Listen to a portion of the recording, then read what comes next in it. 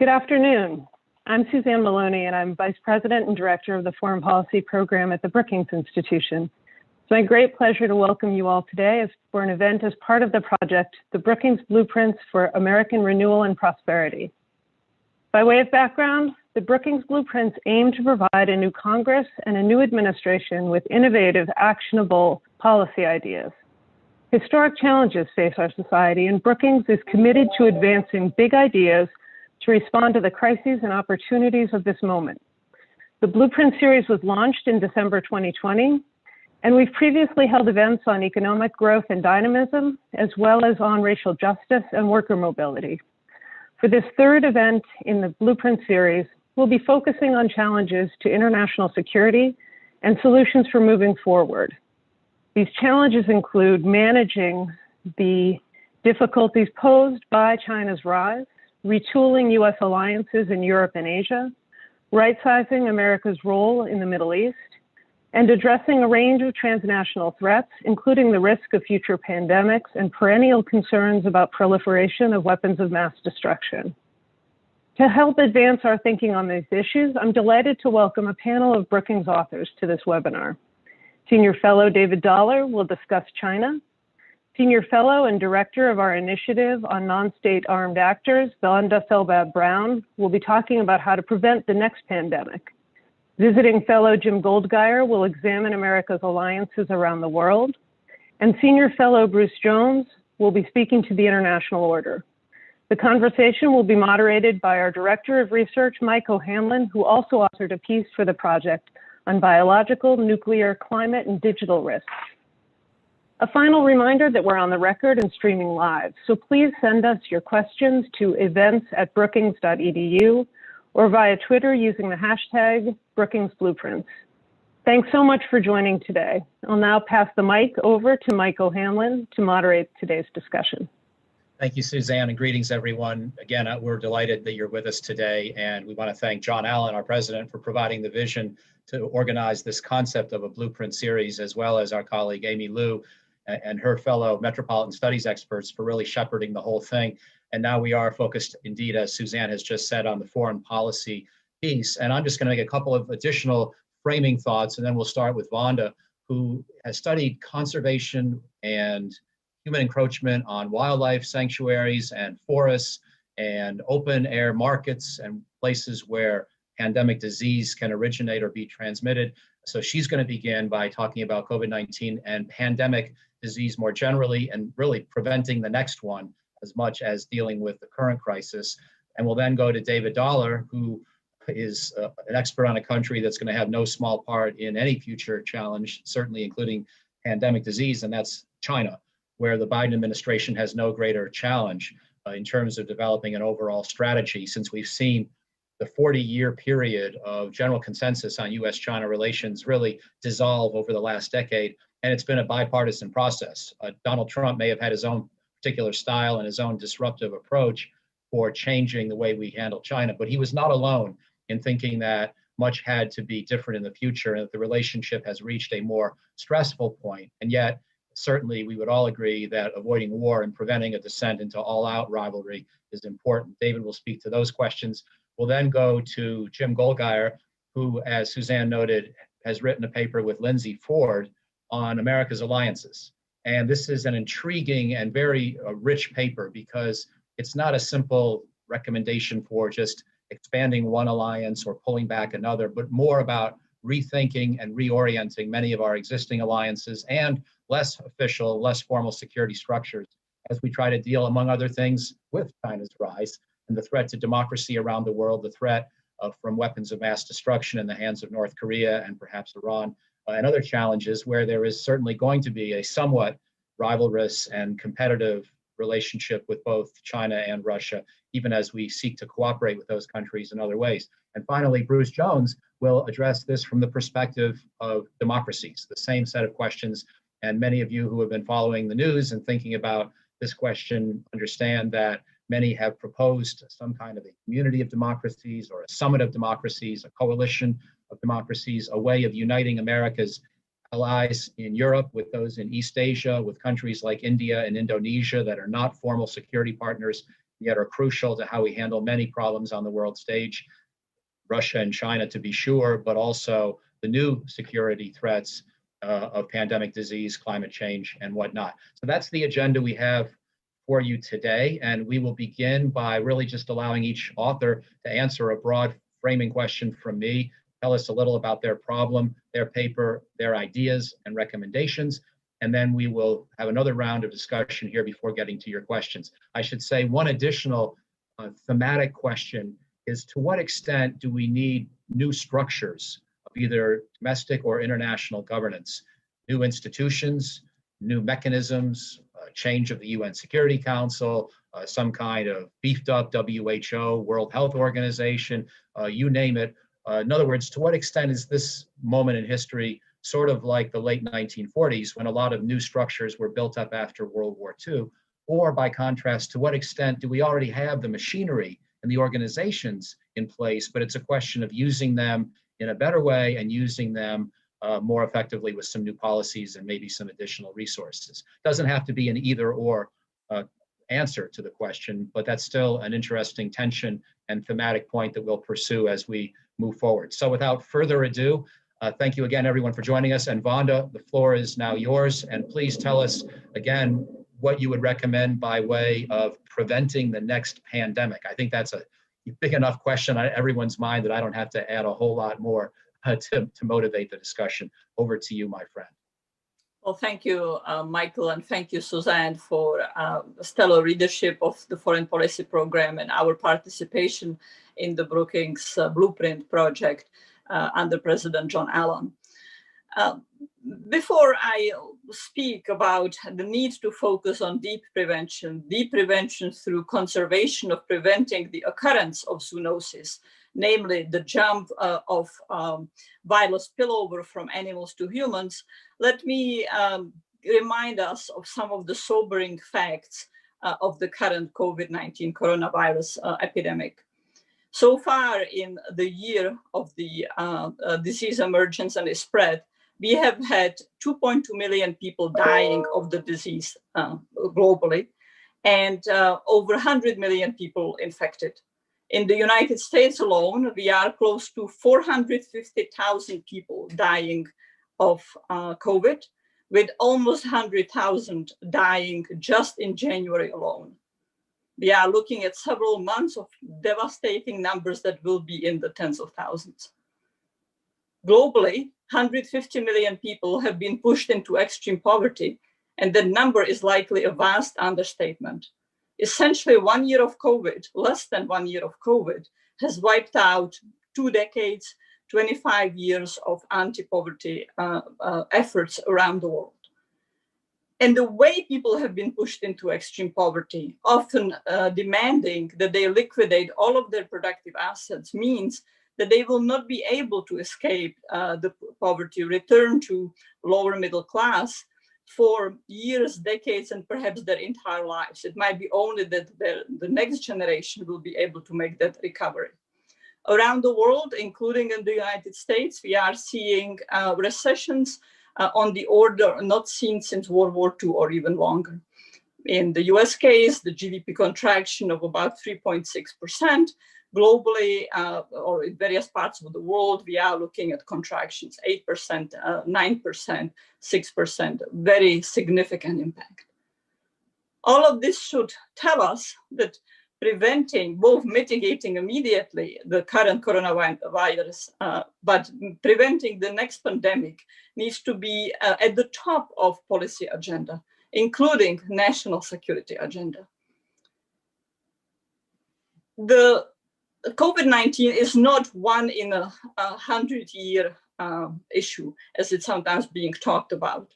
The rate of zoonosis, the rate with which viruses from animals spill to humans, and viruses to which humans do not have acquired immunity systems because they have not been exposed to these novel viruses, has been increasing rapidly as we have been destroying natural environments, particularly tropical natural environments.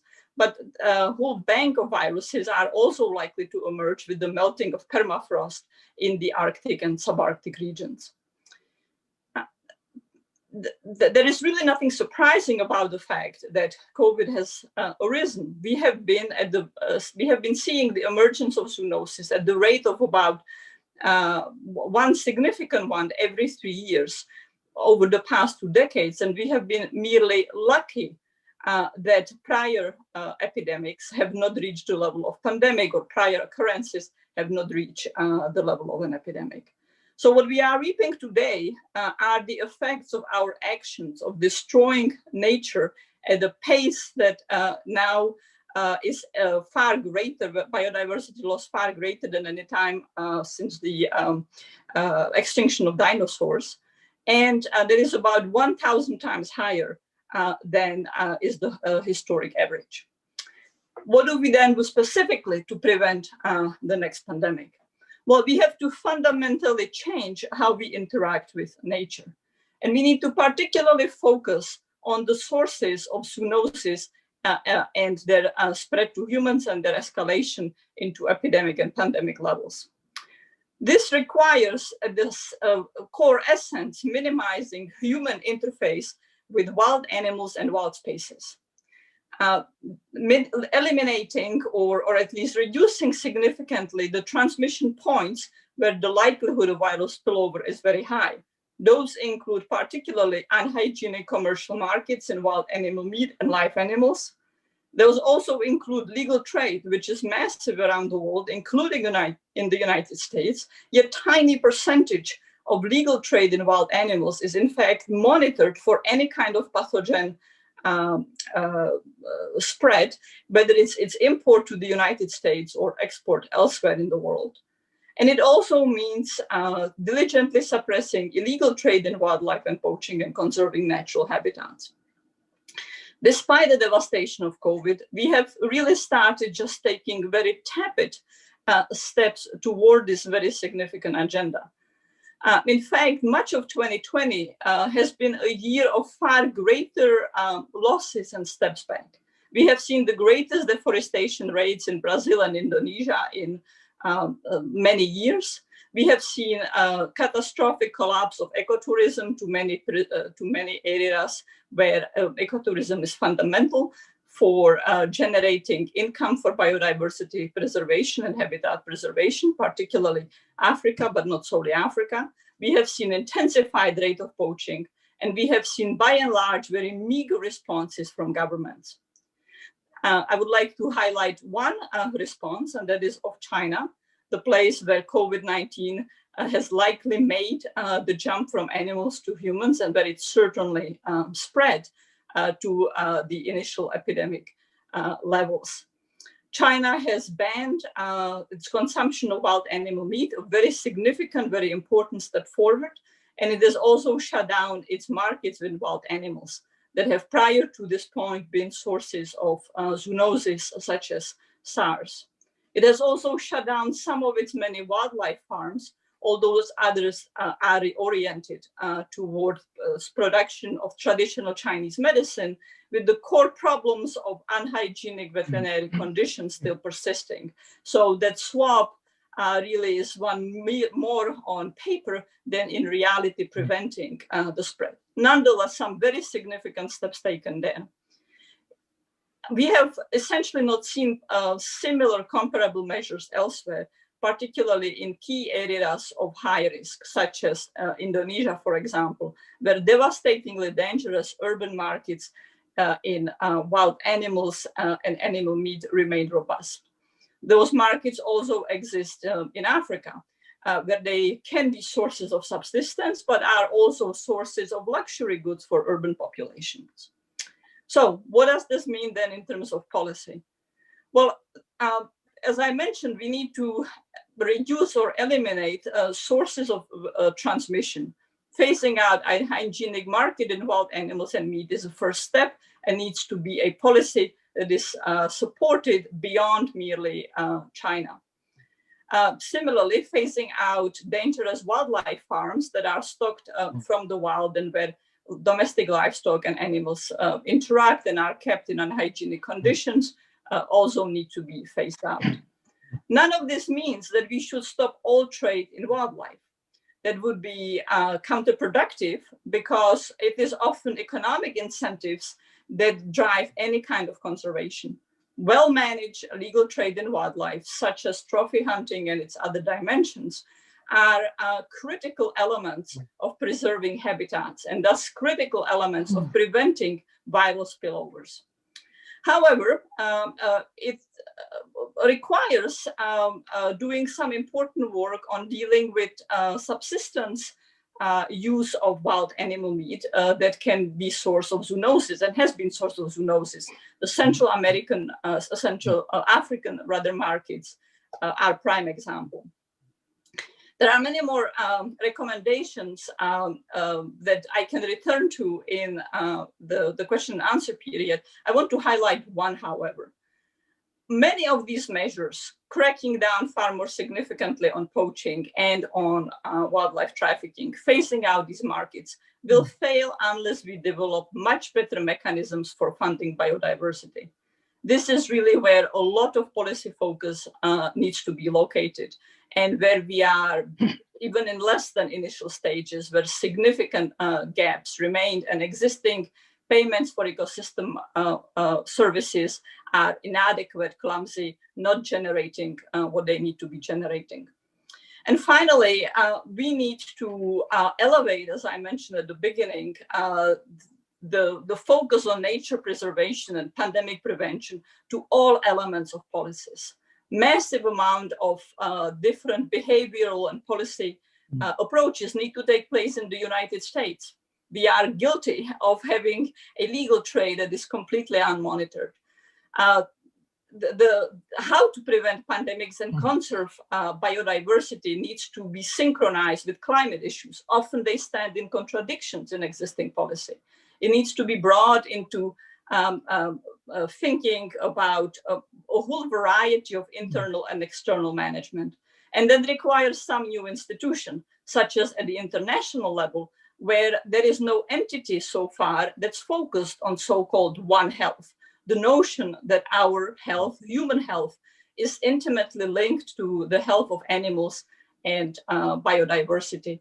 The existing mechanisms, whether it's WHO or CITES, do not grapple with the agenda. So new thinking needs to take place there, in addition to the elevation of pandemic proofing, if we would like, biodiversity conservation being integrating across the vast domains of policy, and being brought, and with resources being brought to accomplish that. Thanks, Mike. Vonda, that was fantastic. Let me ask one small clarifying question before moving on to David Dollar, because at the very end, you talked about institutions. And as you know, one of the questions for this project has been, to what extent do we need to change the institutions? You mentioned that WHO and the Committee on International Trade and Endangered Species, if I remember the acronym correctly, CITES, that they often operate today in stovepipe fashion. Are you saying they need to just be brought together and collaborate more, or are you suggesting the creation of a new organization that would somehow supersede either or both and take a more combined approach to the problem? Well, neither CITES, the Convention on Trade in Endangered Species, nor WHO deal with the issue. CITES merely regulates trade in wildlife. And if an animal is listed as threatened or endangered, legal trade becomes suspended or conditional. But it does not focus on pandemic, zoonosis, that entire agenda. WHO focuses on health, but does not focus on nature conservation and the linkage between animal and biodiversity health and our own health. So the body really is not there. Certainly, there is a need to avoid stovepiping. But this concept of One Health will perhaps require either new institutions or new amalgamations, both internally and externally. And I would just highlight here Germany, which has moved to an interesting innovation of creating a new ministry that will operate as One Health Ministry, integrating both veterinary and biodiversity issues and public health under one institution. This is just in the initial stages. We don't know how well that will be implemented, what its challenges will be. For me, the first step is not even creating new institutions, but rather having every institution, whether it's Department of Interior, Borders and Customs and Borders, State Department, USAID, Treasury, ASEAN, think about what are the regulatory opportunities and how every domain of trade, of import, of making decisions about deforestation, who is given licenses to cultivate African oil palm that produces deforestations, are made cognizant and minimize the change of minimize the human animal-human biodiversity interface to prevent pandemics. And what I fear most is that we will not make the step, that our steps will remain focused on what they have been focused over the past year, which is simply mitigating spread and mitigating, dealing with the consequences. And that we will not make the radical changes that we need to make to minimize the prevention of emergence of zoonotic diseases. And as long as we only stay of mitigating spread, and mitigating economic consequences and public health consequences, we will always be in the position of terrible consequences and ever increasing number of zoonoses. And my last comment here is, we can easily have another zoonotic pandemic this year, taking place at the same time as COVID-19 is still continuing taking place. Sobering. Thank you, Vonda. David, this underscores how much we can't afford to have a purely rivalrous and confrontational relationship with China, because here is one issue among a number where we can only solve these problems working together. And yet, as you know better than most, the consensus that Henry Kissinger and Richard Nixon helped create in the early 70s about engagement with China and a positive, cooperative, friendly relationship, that consensus seems to be gone as well. So how can we think about a partly competitive but also partly cooperative relationship with China that also keeps the threat of war as low as possible? This is a question that I can't imagine asking anybody but you for a sounder way to integrate these various competing concerns. Over to you, my friend. Thank you, Mike. So my essay for the Blueprint series is called Getting the China Challenge Right, and it's written together with my Brookings colleague, Ryan Haas.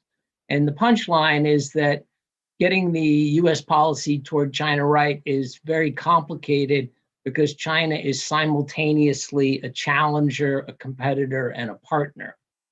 It's convenient coming after Vonda because that's a good example of where we need to work in partnership. But let me start with the challenge part of this. I think it's pretty clear China is challenging our security relations in Asia. It's bullied some of our very close allies like South Korea and Australia. It's bullying other countries in the South China Sea and in the East China Sea. So it's definitely challenging our security arrangements. And it's also a challenge to universal human rights, I would argue, in the way it's dealing with Hong Kong, Xinjiang, and Tibet. So no question, China's a challenger. And I think the Biden administration has been very clear they're planning to repair our relations with allies and work more closely with allies on a range of issues, including dealing with China. What I would add here, I think very importantly, is if we're serious about working with partners, it means actually listening to them and changing our views or compromising if necessary. So if working with our allies means that we just expect everyone to fall in line, then I think that's probably not going to be a very effective strategy. But actually collaborating on these issues is quite important. Now, China is primarily a competitor with the US in the economic realm, as I see it. And here, our response has been a little bit poorly coordinated over the last few years. But mainly what we're doing is trying to cut ourselves off from China in terms of trade and investment with various investment restrictions, export controls, 25% tariff on about half of what we import from China. And frankly, this has not worked out well. It has not been good for the US economy, which was already doing poorly before the virus came. And it has not really changed China's behavior. It's quite striking that since Biden was elected, which is just a few months ago, all our major partners have signed new trade and investment agreements with China. So Japan, South Korea, Australia, New Zealand, ASEAN have a new trade deal. European Union has an investment deal. And these partners have made it clear that they think they can negotiate more balanced economic relations with China and address some of China's trade practices. And I'm pretty sure that these partners are not going to want to follow the US down the road of decoupling from China or starting a new Cold War. So we really need to get back into the economic game. You know, we're being left out of these various trade and investment developments. Ideally, we should rejoin the Trans-Pacific Partnership, which I think was relatively well designed to address some of China's abusive trade practices. That seems to be a big stretch politically. There are parts of that we could take out, like collaboration on cross-border data, for example, regulation of cross-border data. We might pull that out of the TPP negotiation and just try to create a like-minded group of countries focusing on that. But just in general, we need to get back into the economic game, and that includes negotiating with China. President Biden has been clear he's not going to rush to remove these tariffs, and certainly the domestic issues are front and center for the time being. But I'm hoping that after most of this year has transpired, Biden team says they're going to review the trade deal and various sanctions that have been put on Chinese companies. I'm hoping after a year, perhaps slightly less, we get to a point where we can negotiate with China to reduce the tariffs, which have been hurting our economy, in return for various structural changes that we and other partners have been lobbying for. And then third, and I think most obviously, is that we need to partner with China on various global issues. You know, Vanda just discussed a really important one. I would also cite climate change. I just saw an opinion poll, Mike, that 56% of Americans think we should work directly with China on climate issues. And that's a very sensible reaction from the American public, because China is the overwhelmingly largest emitter of greenhouse gases. US is number 2. There's no way we're going to get good global cooperation on climate unless the US and China are both pursuing pretty ambitious programs. And we don't necessarily have to be friends to have this kind of partnership, because it's really based on common interest and probably most successful in the context of multilateral organizations. But if we're not working with China, it's going to be difficult to address the global issues.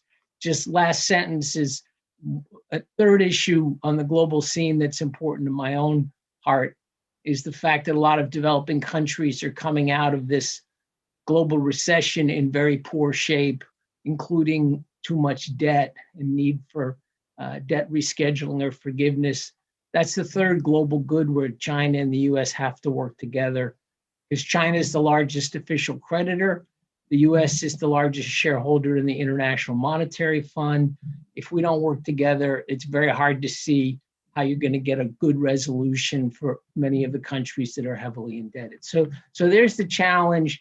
You know, how do we call out China on human rights issues and bolster our security, create a more level playing field for the economic competition, and work together in multilateral fora on global public goods? That's probably the most important thing in the foreign policy realm that the US administration has to deal with. Thank you very much. And again, congratulations on an excellent paper. I can't imagine a more important time or a more important topic. But I do want to ask you one final question, which is that I'm sure some other people, especially in my world, the national security world, will have listened to your presentation and wonder why you didn't talk more about security threats.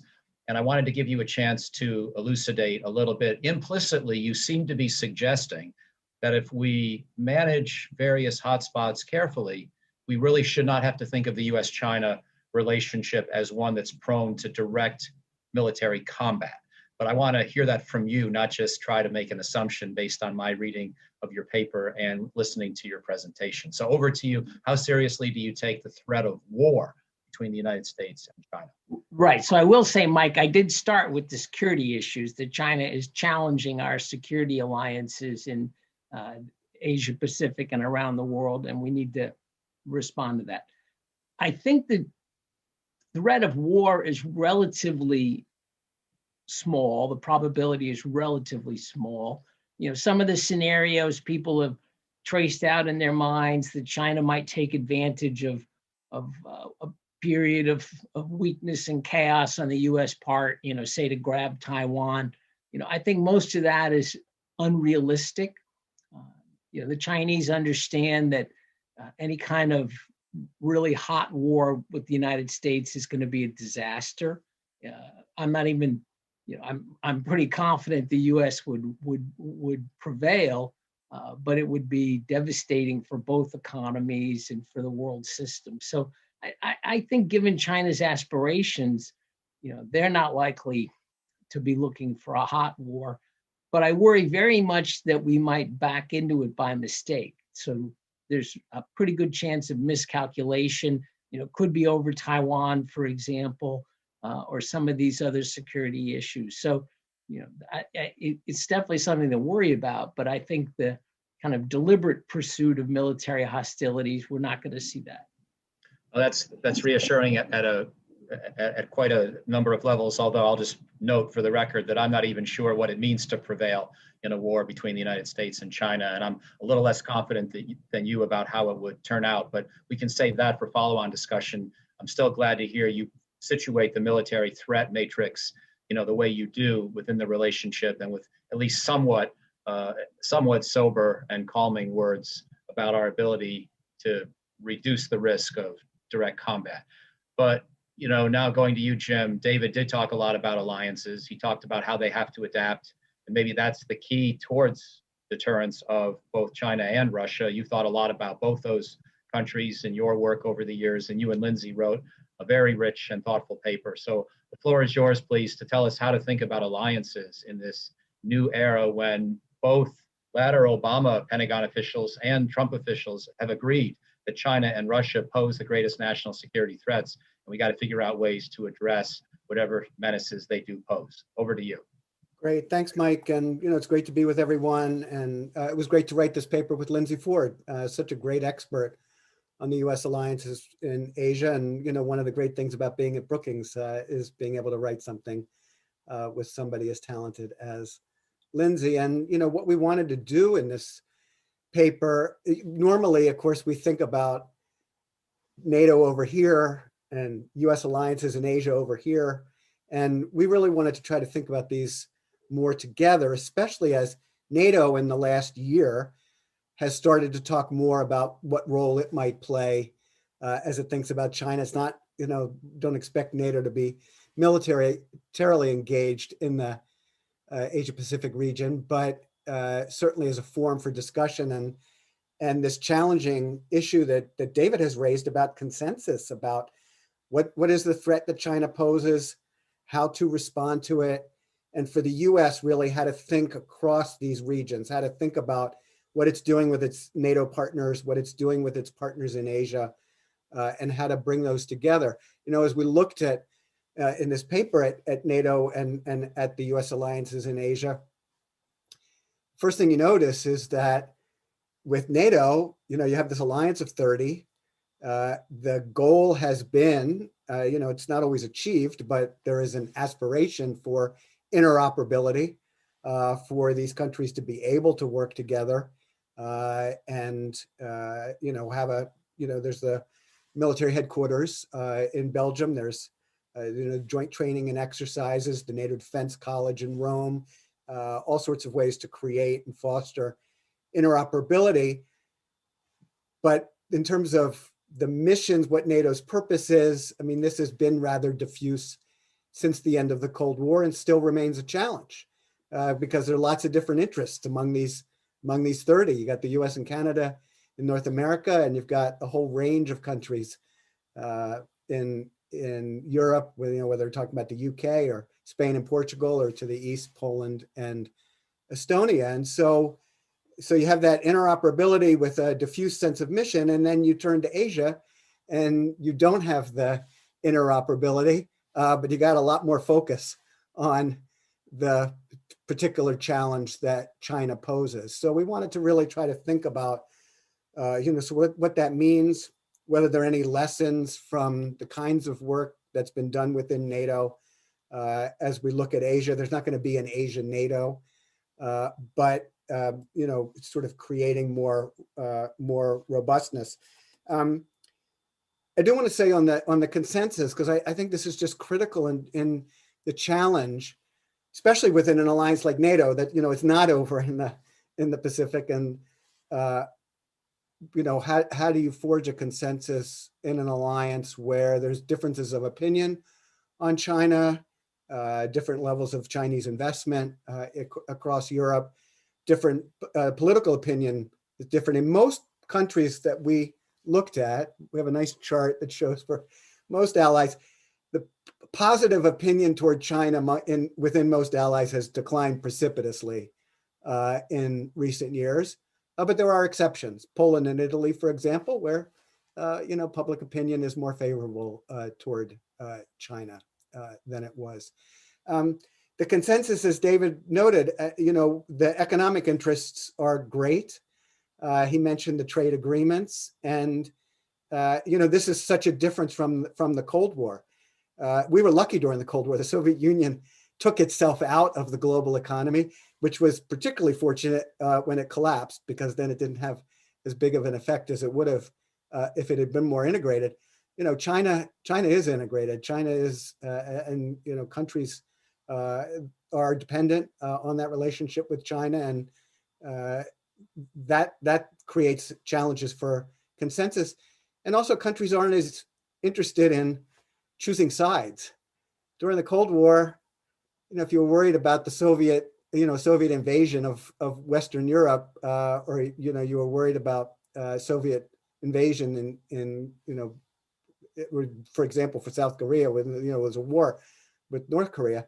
I mean, there was and recognizing that China was involved in that, still, choosing sides was something that was easier to accomplish. Countries don't want to be in a position of choosing sides, and so that also makes it a challenge. You asked about new institutions. We didn't really see a need for new institutions, but really sort of making new connections across these entities. The one example we mentioned that's been out there ever since it was raised by British Prime Minister Boris Johnson, the D10, which we say could play a potentially important role for political consultations among democracies. That's a G7 plus South Korea, Australia, and India would, potentially create a consultative body. But otherwise, it's largely about trying to create perhaps new connectivity. So, for example, one example that I think could be quite interesting, last year, Secretary General Stoltenberg, the NATO Secretary General, commissioned an outside experts group to produce a report, NATO 2030, released in November. Member states will, be pursuing some of the, presumably some of the things that were outlined in that report. So one of the things in that report was a Center for Democratic Resilience. What are we going to do as a group of democracies in NATO to help strengthen democracy, especially because we have countries within NATO that present a challenge on democracy: Poland, Hungary, Turkey. Certainly, the United States is hopefully emerging from a difficult time in dealing with democracy, but still has its challenges. And so that could be a very interesting new center within NATO, Center for Democratic Resilience. NATO also has global partnerships. And this includes countries in Asia that are U.S. allies. Well, you could bring those global partnerships together with something like a Center for Democratic Resilience within NATO, and you could really foster this kind of greater connectivity. I mentioned earlier the NATO Defense College in Rome. providing training and education for those who are going to serve or serving at NATO. And we looked in the paper at the potential for having some kind of similar entity in Asia that could help with creating and fostering greater linkages across officials in that region. Last thing I wanted to mention, because you and David were discussing it, and it's interesting to think about with respect to Europe and how it's beginning to talk about, NATO's beginning to talk about China, and that's a potential conflict over Taiwan. Article 5 of NATO applies when there's an attack in North America or Europe. So Article 5 doesn't apply in a conflict in Asia, like a conflict over Taiwan. But what if there's a U.S.-China conflict over Taiwan?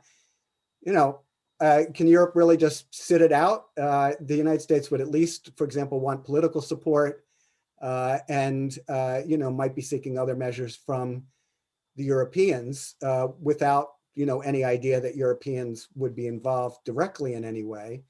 And that's the kind of thing that NATO countries should be talking about in advance. It's not a good thing if they haven't talked about it and a conflict erupts. So sort of doing that kind of scenario planning and how NATO countries might respond and the kind of political support that NATO partners might provide for the United States were such a conflict to arise is something that, for example, could also be a way of linking these two regions and something that should be done in advance rather than waiting until after a conflict erupts.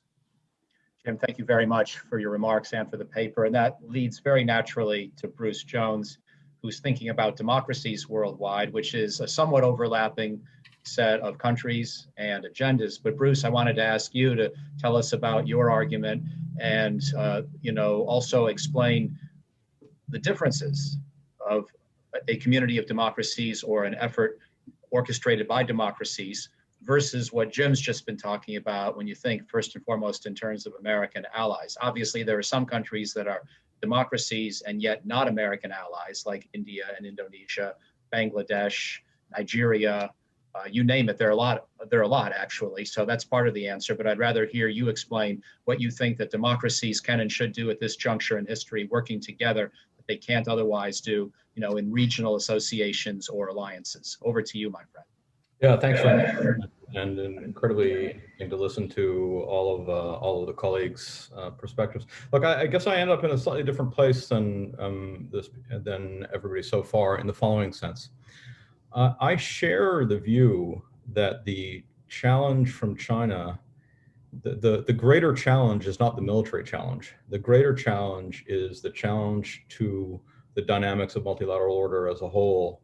But that doesn't take me down a path of cooperation, okay? Let me just give you an example before I get into the arguments for my paper. We're discussing the need to cooperate with the Chinese on pandemics.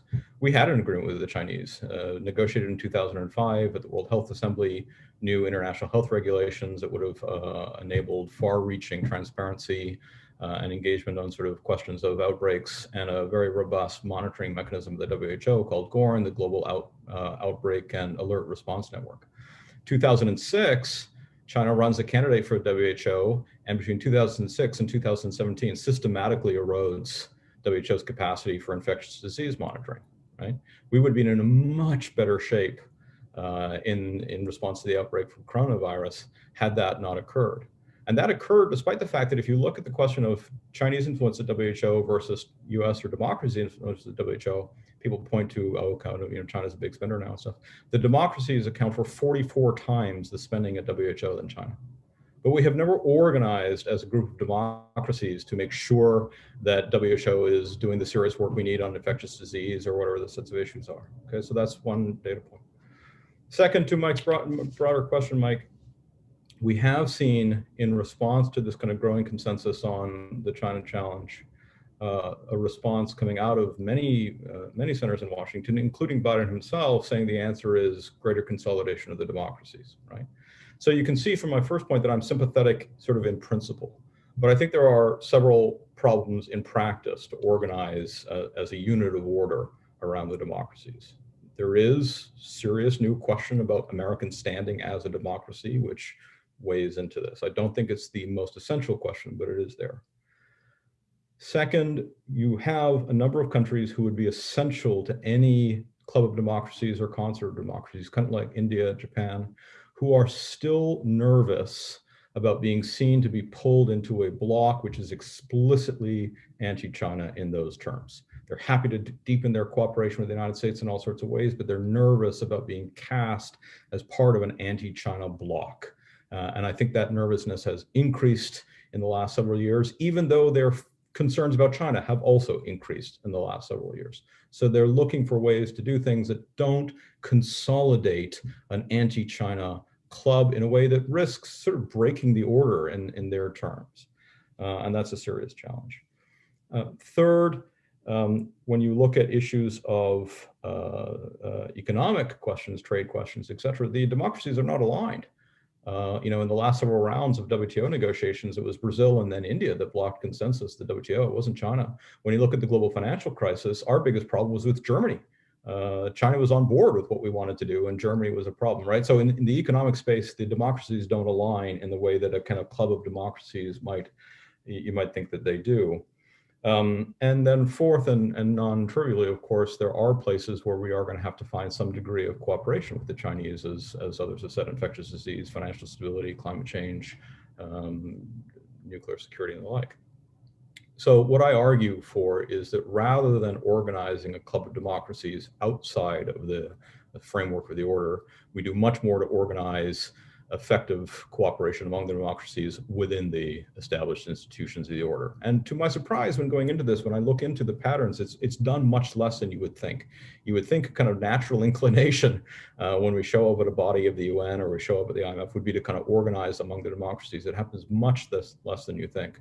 So for me, before we get into the business of creating a kind of a club of democracies that risks shattering key features of the order, we should test the proposition, at least, that organizing efforts of the democracies within the core institutions can improve our bargaining strength vis-a-vis China, vis-a-vis Russia, vis-a-vis other actors, while leaving open the prospects for collaboration and cooperation with them where that's necessary, as it inevitably will be on some of these global issues.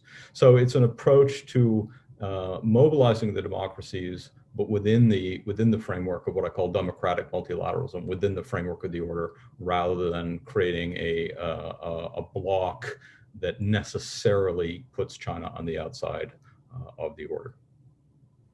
Thank you. So 2 quick follow-ups. And then my plan is going to be to just come through the pecking order one more time and give each of you a chance to make a brief comment on where the conversation stands now, either further explaining your own argument or commenting on what you've heard from colleagues. And then I want to go to the audience questions, of which there are quite a few. So I want to get to that pretty quickly. But Bruce, first of all, if I could ask, is there any exception to that general point? Is there any specific new summit organization mechanism that you would advocate, even though it's not the center thrust of what you are recommending with Adam in the paper? And then secondly, you gave a pretty good example already of a concrete problem where working more effectively as a caucus of democracies could help us, and that was specifically on WHO. Is there another example that jumps out at you that's sort of a top tier international economic or security concern where you really feel in your gut and in your head that if democracies did work better together, that they really could make a substantial improvement in international policy? Over to you. Yeah, so thanks for that. And there is one place where I am advocating a new mechanism, although I'm careful about saying it in that way because I'm very deliberately trying to make it a mechanism which is adjacent to the existing structures of order. So Adam and I, by the way, I'm glad you raised it. I wrote this with Adam Tvedorsky, a very talented young research assistant at Brookings. So I was delighted to have him as my partner on this. And we call for what we named as a Partners Council on International Security. Okay, to which the participants would be all U.S. partners, not necessarily only allies. Israel isn't an ally, but it is a partner. India isn't an ally, but it is a partner in a number of ways. All American partners, but versus a club of democracies designed essentially to challenge the council or to kind of supersede the UN Security Council. This would be designed to complement the UN Security Council. Okay, you know, in Washington, when we have debates about international order, I think this kind of default presumption is to look at NATO as the kind of pillar, the kind of ultimate pillar of international order. In most of the rest of the world, the UN Security Council is viewed as the ultimate pillar of international order, right? It's Article 2 of the Charter, and it's the core question of whether the major powers will agree to constrain the military dimension of foreign policy in their management of international affairs, which is embedded in the Charter. Russia and China have been assiduous in the last several years in increasing their influence in the council, working within the kind of broader arrangements of the UN to kind of mobilize support for their positions and to weaken Western positions within the council. What I'm proposing here, what we're proposing here, is that the United States create a parallel body, a Partners Council on International Security, in which it would bring its partners, India, Japan, Germany, Canada, Australia, etc., when they're not already present in the council as elected members, and involve them in consultations on the issues in front of the council's agenda, on U.S. positions going into the council. And I think that would, it managed effectively, it could strengthen America's hand in those negotiations in the council, because it leaves China and Russia, instead of just blocking Western positions, they would have to be blocking positions that had buy-in, at least to some degree, from countries like India and Japan and others that have a very different sort of diplomatic texture in their relationships with the Russians. None of this stuff is a panacea. None of this stuff makes Chinese power go away. And I think that that's kind of an important point in the paper. We make the point that this is a modest proposal. It seems to me that there is some case for modesty in what we try to accomplish in these domains these days. And we can't pretend that Chinese power doesn't exist. It does. And so we have to find the right ways to compete with it, work with it, organize around it. This is a kind of modest proposal in that regard. Thank you all very much. And now I'd like to give you each a turn to follow up with anything that's, you know, pressing on your mind, just very briefly. You can take a pass if you don't have anything, and then I'll get to audience questions. But let's just run through the same lineup if we could, starting with you, Vanda. Well, you know, it was wonderful and fascinating to listen to the presentations, and I had the privilege of reading those extraordinary papers and the other papers that are part of the blueprint in foreign policy and at Brookings wide. One of the issues that strike me really as a core challenge for, or the core issue for U.S. foreign policy is how it is going to be making trade-offs among these different issues. When the issue of democracy or fostering security relationships in the Indo-Pacific come into conflict, what are going to be the bases of making the trade-off decisions? India itself has seen a significant deterioration of democratic and liberal practices internally. Is that something that, how are we going to integrate that into our efforts to partner up with India in dealing with the China issue? Or when the issue of cooperating on preventing deforestation comes into conflict with democratic practices or other issues, how are they going to be resolved? That, to me, is really the meat of policy, and we clearly don't want to replicate the fallacies of the Cold War, of one issue overriding all the challenges, or all the other issues rather. And of course, we also want to mitigate and minimize the trade-off and sacrifice that needs to be made for each particular issue. The second comment, though, that I was struck as I was listening to the presentations, as I made my own presentation, and in fact, the thrust on new institutions and new architecture is that we have spoken about states and international bodies like the UN or the Council that Bruce and Adam propose. And yet one of the big takeaways and consequences of COVID is the amplification of the power of non-state armed actors and their power vis-a-vis the state. Very broadly, states have been significantly weakened by COVID and will not easily be able to recreate the economic power and the law enforcement and security power they had, and legitimacy and authority they had prior to COVID. And broadly, non-state armed actors, criminals, militants, terrorist groups have been strengthened. That doesn't mean that every single actor has been weakened in every single way, and every single state and every single non-state armed actor has been strengthened in the same way or it's similar magnitudes. But this is the broader trend. And so we are now at a fascinating geopolitical moment where the geopolitical competition has been resurrected and dominates the many dimensions of the international system and our own thinking, yet the non-state armed actor agenda has not gone away and now overlaps significantly, including with issues such as climate change, such as pandemic prevention, because non-state armed actors, criminal groups, smugglers, militant groups play such key roles. So that's another point I would emphasize that clearly needs to be a significant element of our thinking in the United States and global thinking of how we are going to be dealing with the non-state armed actors, and perhaps the changes to our approaches in dealing with them are going to be more radical and fundamental than the creation of new institutions. Thank you. David Dollar. Mike, I'd like to take up your question about institutions. In the economic realm, I don't think we need to, recreate the economic system or create a whole new order, but I do think we're in need of pretty major overhaul at this point. The world's changed a lot, and to me, the main change is the rise of developing countries. And we need to increase the weight of developing countries and institutions like the IMF and the World Bank. And we also need to take on a whole set of new issues in the World Trade Organization, for example. So it's pretty major reset that's needed. I would just point out that when we set up those institutions at the end of World War II, they were open to both democracies and authoritarian countries. Jim made the nice point that we got lucky that the Soviet Union chose not to participate in the World Bank, IMF. They chose not to be in the WTO predecessor. There were lots of authoritarian countries in the economic order, but none of them was particularly important, with the arguable exception of Saudi Arabia. So now we face an interesting situation where, from a purely economic point of view, the logical thing would be to enhance the voting share of China, for example, get China into the Paris Club, which is the club of official creditors, but also India. India is becoming a pretty significant financier in the developing world. And you've got other major developing countries. So to me, that's the kind of institutional change we need, which will not be easy to negotiate, given all the different tensions we've talked about.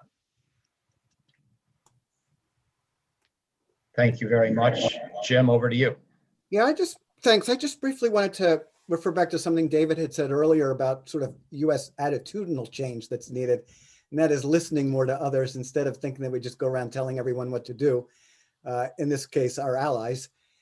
And we really need a change in the way we think about the US relationship with Europe, the US and NATO. One of the things that Lindsay and I talk about in our paper is just the need for really thinking about this more as a true partnership, as opposed to NATO as a vehicle for the US to dominate European security. The US is never going to rebalance its foreign policy toward Asia effectively, unless and until Europe can do more to deal with the issues in its own neighborhood, whether Eastern Europe or Middle East, North Africa. And so when Europe talks about strategic autonomy, we should be hoping that that's successful and that it actually is something concrete and meaningful instead of fearing it. And the only reason to fear European strategic autonomy is if we think we still have to run Europe. And, it's 2021, it's not 1991. 1991, there was still concern about what it meant that Germany had unified, the fact that Europe couldn't deal with something like the Balkans. 30 years later, if Europe is able to do more, the United States should be all for it. And Bruce, over to you. Two quick things. Vanna's very good point about trade-offs. I've been sort of following the debate and talking to people inside about Myanmar for the last 2 or 3 days. And here you have a situation where we're faced with a coup led by the army, against Aung San Suu Kyi and her party. If the organizing principle of American foreign policy should be support of democracies, we would be working to condemn and reverse that. Slightly complicated fact, between the army and Aung San Suu Kyi is closer to the Chinese and the army is closer to us. So if the organizing principle is compete against China, we wouldn't be. And there are just going to be these contradictions. And so a kind of blanket, we're pro-democracy, or a blanket right in China just isn't going to work out in the real world. And navigating through some of these complexities is going to matter a great deal. I think that Jim's diagnostic and analysis of the kind of need for greater communication across the allies in Asia and Europe, it's a similar concern that animates my notion of the Partners Council of International Security. It's just a set of actors that aren't at the table when critical international security decisions are being made, and we need to develop a more flexible architecture to do that. Very last point. Ever since I've been in Washington, I hear this debate about whether it's geopolitical questions that matter or global issues that matter. And it seems to me absolutely bloody obvious that they both matter, and that you can't separate them. You can't separate the question of what it is to compete with China without looking at climate change, without looking at public health, without looking at financial stability. And you can't manage those issues without having a theory of how to deal with China's increased influence in those issue domains. So we've got to get past this sort of either or sense of either geopolitics or global and non-state issues. And Mike, you didn't talk to your paper, but you make this case for what we call 4+1, which is the 4 traditional security threats plus global public goods. And it seems to be increasingly focused on the need to think about global public goods as part of the core national security questions. It does have to be central to American thinking now. Excellent, everybody. So now I'm going to give about 5 or 6 questions that I'm going to present from the audience and ask each of you to take notes and maybe answer 1 or 2 of them in the 14 minutes that we have left. And I will try to conclude by 3:15 because we appreciate our audience staying with us this long. And we know that in Zoom land, 75 minutes is a lot. So here are the 4 or 5 or 6 that please just choose 1 or 2 each. There are questions about democracy in regards to Turkey, Hungary, and Poland. And also, relatedly, I suppose, Sudan and South Sudan, and whether we need to think differently about our foreign policies towards those countries. So that's one block of questions. There are questions about whether in getting tougher on China, we are going to not only complicate the climate and COVID agendas, but the North Korea agenda. A few people were interested in how they see the North Korea angle playing out. There was a question about the EU and its recent deal with China on investment and whether that's a bad idea, whether that's bad for the United States. And Jim Goldgeier, specifically to your point about strategic autonomy, is that the kind of thing we Americans have to learn to live with sometimes when Europeans make decisions we may not like or even agree with or even think are particularly wise. And yet, how do we situate that within the broader set of relationships and the priorities? And then finally, there's a question about the strength of democracy at home. Richard Haas, our good buddy, said foreign policy begins at home. We've seen a weakening of this country, not only from COVID, but from partisan politics. And now we have questions about disinformation and fake news and the surveillance state and civil liberties. And I wondered, in addition to talking about, let's say, a democracy resilience initiative at NATO, if there are any specific suggestions from this group about American democracy and how we can strengthen it in 1 or 2 targeted ways. Anyway, that's a lot, but I know you're all good at picking 1 or 2. So Vonda, let's begin with you, please, and then just work down the list. Over to you. Thanks. I will pick the strength of democracy at home, which clearly has been massively eroded with its implications for abroad, but fundamentally implications for our own country. And strengthening the democracy really should be the core element of how we position our domestic policy and how we position our foreign policy. And strengthening the well-being, part of which is dealing with over 400 or close to 450,000 dead.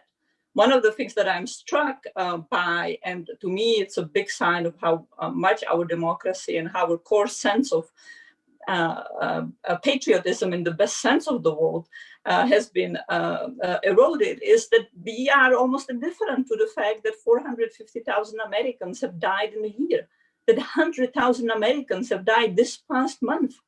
Those are death levels that years of our engagements and foreign wars brought or did not even bring about. And yet we find it so hard to wear a mask. So many of us find it so hard to wear a mask to save someone else's life.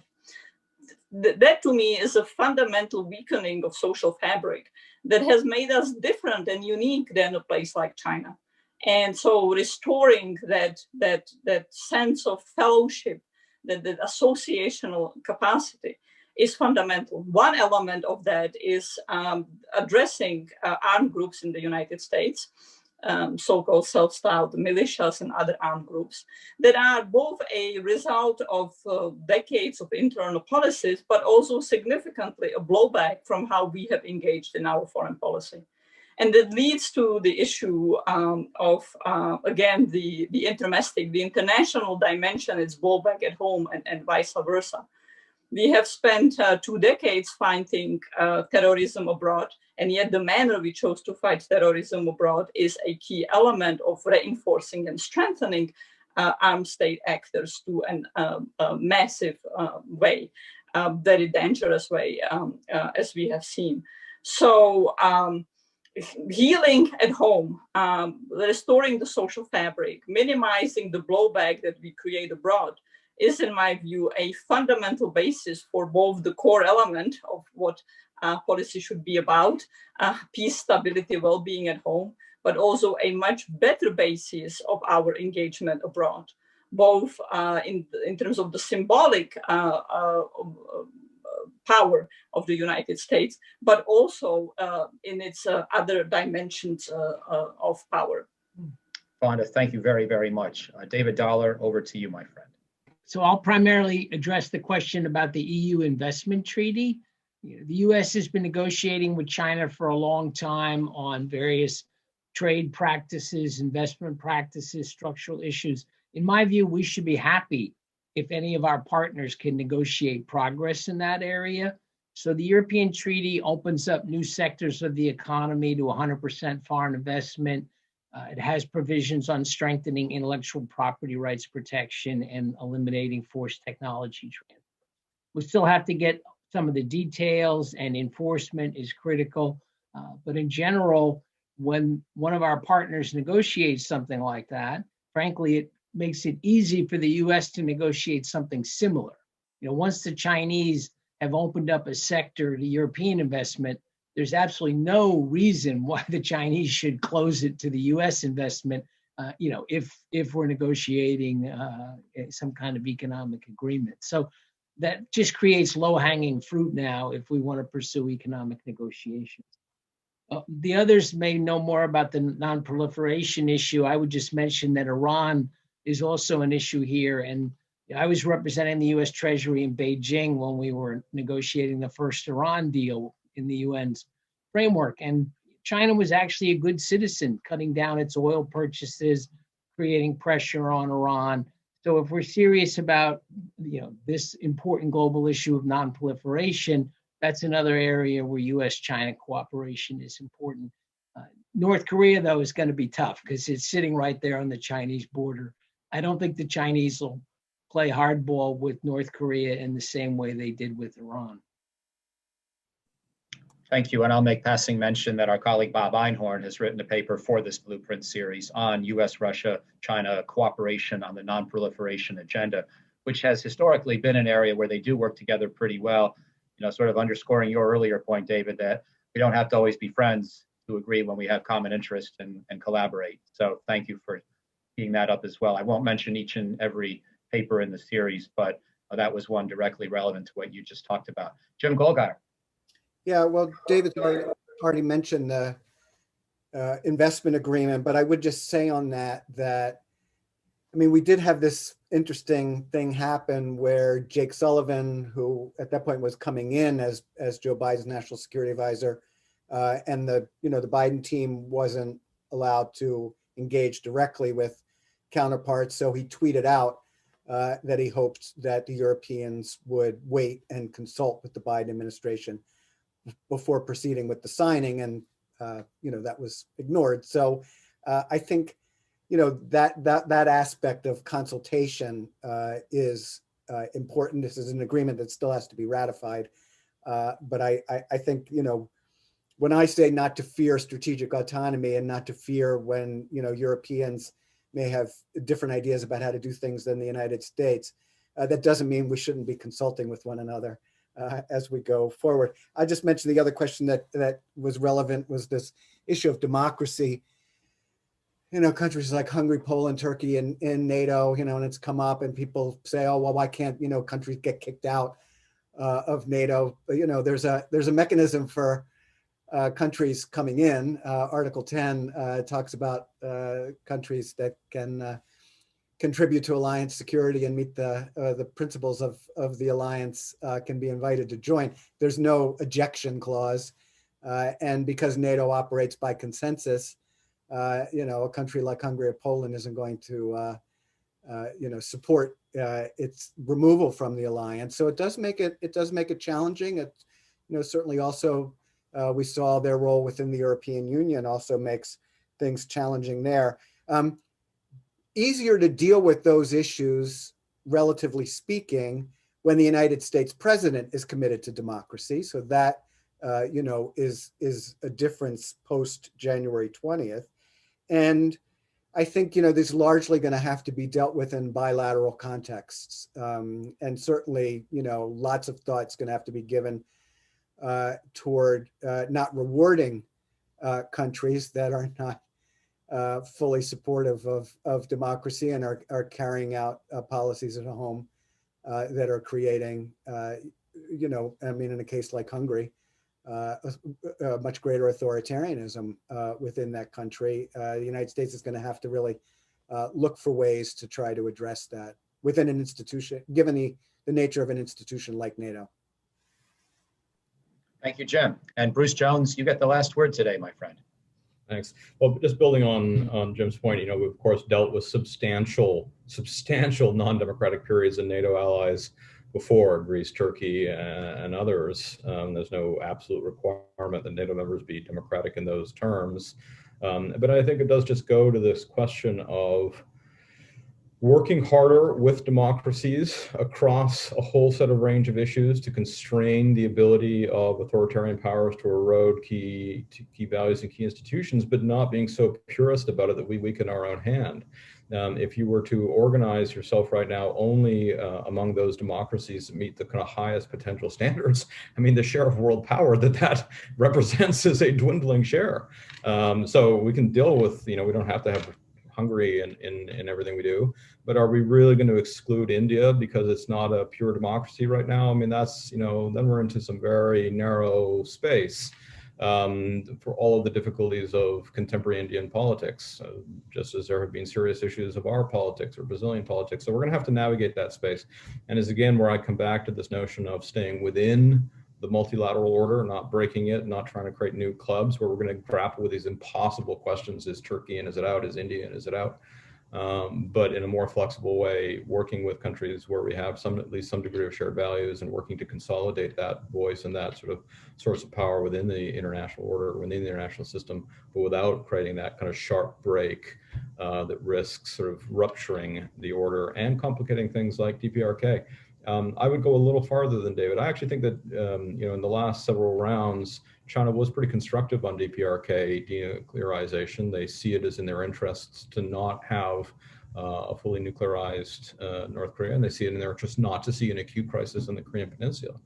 If we were to organize ourselves as a club of democracies or in a way that was kind of extremely assertive about sort of Chinese containment, I do think we would see them pulling back from a willingness to work with us on issues on the Korean Peninsula and elsewhere. So that's one of those ones, again, where a certain modesty in how we approach these questions, I think, would redound to our interests. I'm going to put in a 30-second plug for modesty on North Korea myself. And even though it's not in my 4+1 paper, say that I would argue that the only realistic way we're going to get to a North Korean deal is to get rid of the idea that we can disarm them completely in one fell swoop. You know, that's been written about by a lot of Brookings scholars over the years, like Jonathan Pollock. Now our former colleague, Jung Pak, will have that portfolio at the State Department. I wish her and everybody very much the best on that front. I want to thank all of you for excellent papers and a great discussion today. Thank the audience, John Allen for the inspiration, Amy Liu for running Blueprint series and wish everyone the very best Groundhog's Day and beyond. And may it not be a year when we keep reliving COVID day in and day out the same way, even though today is February 2nd and we're thinking in groundhog terms. So over and out, best wishes from Brookings. Thanks for watching. Be sure to like and subscribe for more videos from Brookings.